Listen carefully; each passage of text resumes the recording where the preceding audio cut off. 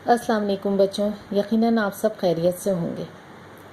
पिछली नशिस्त में हमने सबक इखलाक़ नबी सल्लल्लाहु अलैहि वसल्लम की बुलंदखानी की और इस सबक को तफसील के साथ समझाया गया। उम्मीद है कि आपको सबक अच्छी तरह से समझ में आ गया होगा। अब इस सबक के पीछे दी गई मशकों को कॉपी में हल करेंगे। कॉपी में काम करने के लिए आपको चंद चीज़ों की ज़रूरत है। एक पीले रंग का हाइलाइटर, 2 कट मार्कर, एक नीला और एक काला, 2 कलम, एक नीला और एक काला, एक पेंसिल और एक स्केल।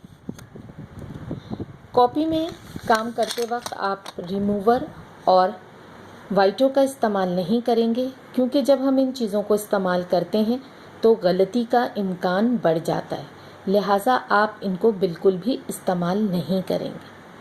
इसके अलावा आपको 2-3 रंगों की कंप्यूटर शीट भी चाहिए होगी ताकि आप टाइटल पेज बना सकें।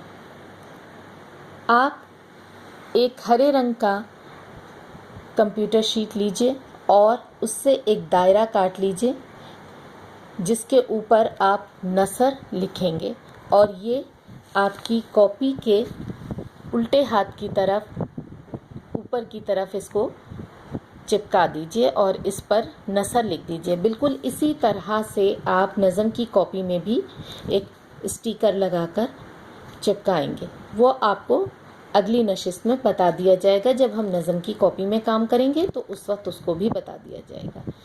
ये स्टिकर आपने कॉपी के सीधे हाथ की तरफ लगाया। याद रखिएगा, ये जहाँ मोनोग्राम बना हुआ है इसका, यहाँ पर आपने ये नसर वाला स्टिकर कॉर्नर पर लगाना है।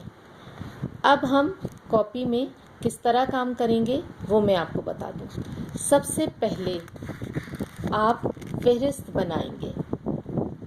ये देख लीजिए कि फहरिस्त को किस तरह से बनाना है। कॉपी के 2 सफ़ात पर आप ये फहरिस्त बनाएंगे। जब आप कॉपी खोलेंगे उसके बाद जो ये 2 सफ़ात हैं इस पर आप फहरिस्त बनाएंगे आगे पीछे करके। कॉलम कितने हैं वो देख लीजिए, 1, 2 और ये 3। पहला कॉलम नंबर शुमार यानी सीरियल नंबर का, दूसरा तारीख, चौथा मज़ामीन, यहाँ पर हम चैप्टर के नाम लिखेंगे और इसके बाद वाला कॉलम दस्तखत उस्तानी का है।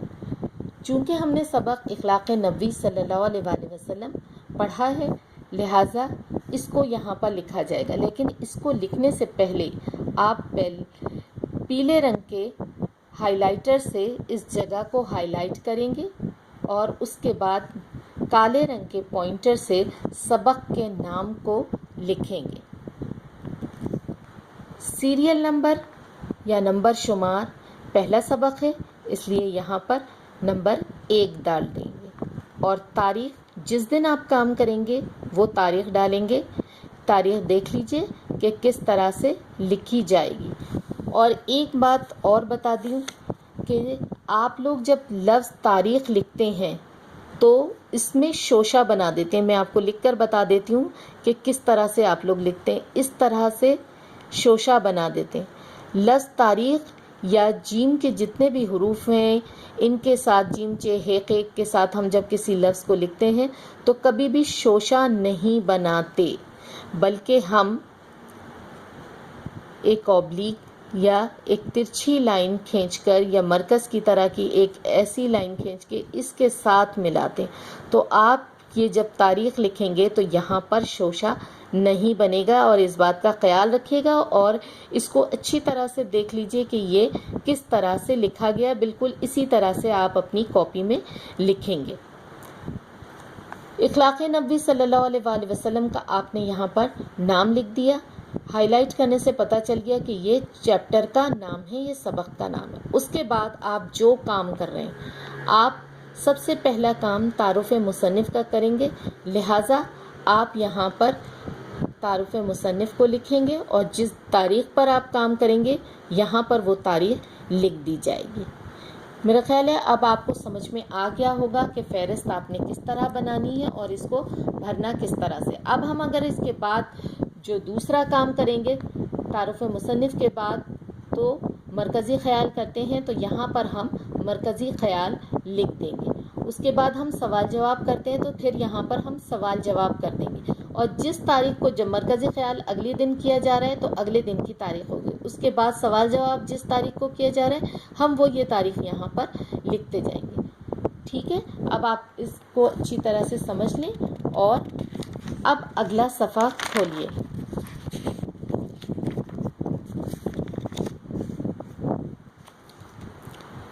یہ دیکھیے کہ یہاں پر ہم نے دوسری کمپیوٹر شیٹ کا استعمال کیا ہے اور سبق کا نام لکھا ہے.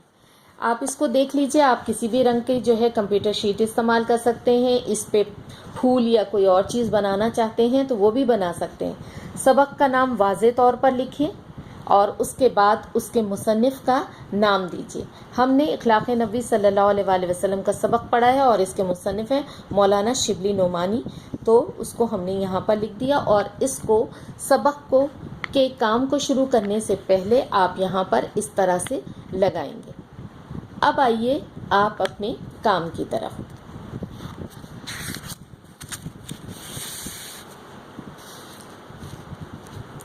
یہاں پر دیکھ لیجئے کہ آپ کو 2 مارجن کھینچنی ہے. پہلی تو جو آپ کام شروع کرنے سے پہلے یہاں پر کھینچتے ہیں، اس کے علاوہ کاپی کے دوسرے سائڈ پر بھی ایک مارجن کھینچیں گے. یہ دونوں مارجن آپ اپنے اسکیل کی چوڑائی کے حساب سے کھینچ لیں گے.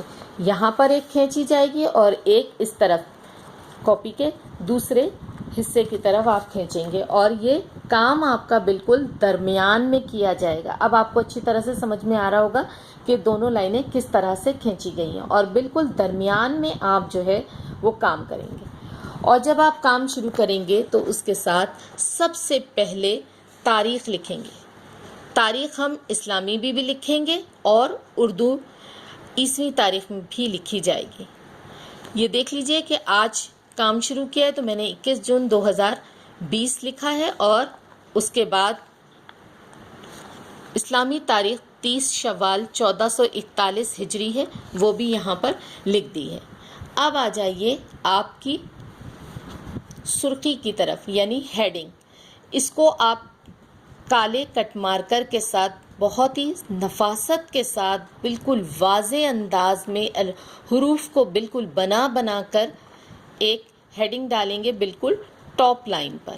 اس کے بعد کس مصنف کا تعارف آپ لکھ رہے ہیں اس کا نام بلو یا نیلے رنگ کے مارکر سے لکھیں گے. اور اس کے بعد اب آپ آ جائیے صفحہ نمبر 9 پر. یہ پورا کام صفحہ نمبر 9 پر موجود ہے. اس کو دیکھ کر یہاں سے آپ اتار لیں گے. بالکل کام اسی طرح کیا جائے گا جیسے آپ کی کتاب میں موجود ہے. آپ اس کو اچھی طرح سے دیکھ لیجئے کہ ہم ایک کارنر پر یا ایک طرف اس تاریخ ولادت لکھ رہے ہیں اور دوسری طرف ان کی تاریخ وفات لکھ رہے ہیں. اور اس کے بعد جو ہے آپ اس کام کو یہاں پر سے پورا اتار لیجئے. میں آپ کو کتاب میں بھی بتا دیتی ہوں تاکہ آپ کو اور اچھی طرح سے سمجھ آ جائے. یہ پورا کام یہاں پر موجود ہے اور آپ اس کو یہاں سے دیکھ کر اپنی کاپی میں اتار لیں گے. اچھا، آپ ایک اور چیز دیکھیے کہ میں نے یہاں پر چند چیزوں کو ہائی لائٹ بھی کیا ہے. آپ بھی اپنی کاپی میں ان چیزوں کو اسی طرح سے ہائی لائٹ کریں گے. یہ ہائی لائٹ کیوں کروایا گیا ہے؟ جب ہم اسکول کھلنے کے بعد آئیں گے تو اس وقت میں آپ کو اس کو تفصیل سے سمجھا دوں گی کہ یہ ہائی لائٹ کیوں کیا گیا ہے. یہ ایک اہم نکات ہوتے ہیں تاکہ جب آپ کاپی کھولیں تو آپ کی نظر بار بار ان پر پڑتی رہے اور جب یہ ہائی لائٹ ہو جاتا ہے تو ہمیں اچھی طرح سے یاد بھی ہو جاتی ہیں. اب آ جائیے آپ کام کی طرف. یہ تو میں نے آپ کو بتا دیا کہ یہ آپ کی کتاب میں موجود ہے اور آپ کو اسی طرح سے اتار لینا ہے. اس کے بعد آپ کو اس سبق کا مرکزی خیال کرنا ہے.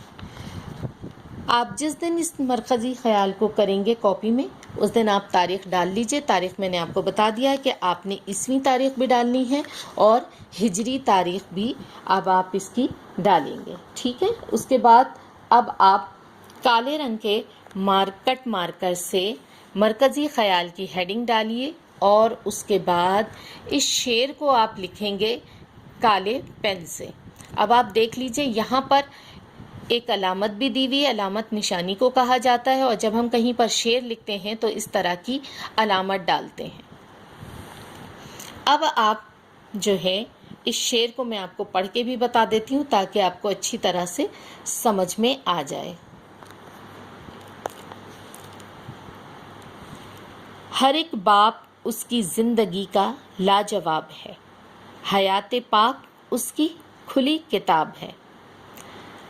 اب 2 لائنوں کو آپ چھوڑیں گے، اور دیکھیے آپ میں نے اوپر سے بھی 2 لائنیں چھوڑی ہیں، پھر شعر کو بالکل درمیان میں کر کے لکھا ہے، اور اس کے بعد پھر 2 لائنیں چھوڑ کر پیراگراف بنایا ہے، اور اس کے بعد اس سبق کے مرکزی خیال کو لکھنا شروع کیا ہے۔ اب آپ دیکھیے کہ جہاں جہاں میں نے واوین کا استعمال کیا ہے، یعنی انورٹڈ کاماز کا استعمال کیا ہے، وہاں پر کالے قلم سے لکھا ہے، آپ بھی بالکل اسی طرح سے لکھیں گے۔ میں پڑھ کر آپ کو بتا دیتی ہوں کہ یہاں پر کیا لکھا ہے تاکہ آپ کو سمجھنے میں آسانی ہو جائے۔ سبق اخلاق نبوی صلی اللہ علیہ وآلہ وسلم میں مولانا شبلی نعمانی نے حضور صلی اللہ علیہ وآلہ وسلم کے کردار اور اوصاف حمیدہ کو بیان کیا ہے۔ اس میں آپ نے بیان کیا ہے کہ آپ صلی اللہ علیہ وآلہ وسلم کا ہر عمل انسانیت کے لیے مشعل راہ ہے۔ آپ صلی اللہ علیہ وآلہ وسلم تمام انسانوں کے لیے رحمت ہی رحمت تھے۔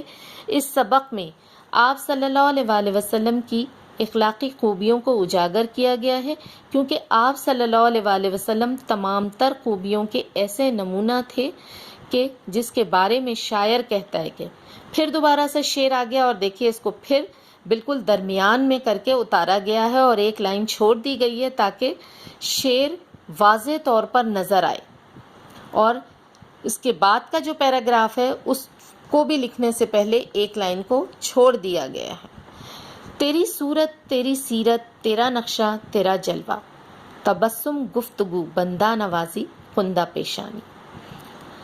مصنف نے اس سبق میں آپ صلی اللہ علیہ وآلہ وسلم کے کردار کے مختلف پہلوؤں پر روشنی ڈالی اور یہ بتایا کہ آپ صلی اللہ علیہ وآلہ وسلم نہایت ملنسار، عز و انکساری سے پیش آنے والے، مہربان اور رحم دل، چھوٹوں کا خیال رکھنے والے، نہایت سخی، فیاض، ہمیشہ حق کو پسند کرنے والے، عدل و انصاف کا یہ عالم تھا کہ دوست تو دوست، دشمنوں سے بھی انصاف کرتے، صلہ رحمی کرتے، مقروضوں کا قرض اتارتے، مصیبت زدہ کی مدد کرتے۔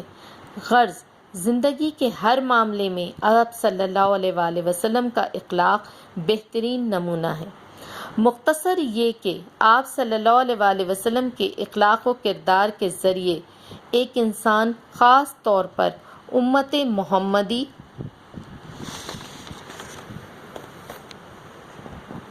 اپنے لیے ایک بہترین راستہ ہموار کر سکتی ہے۔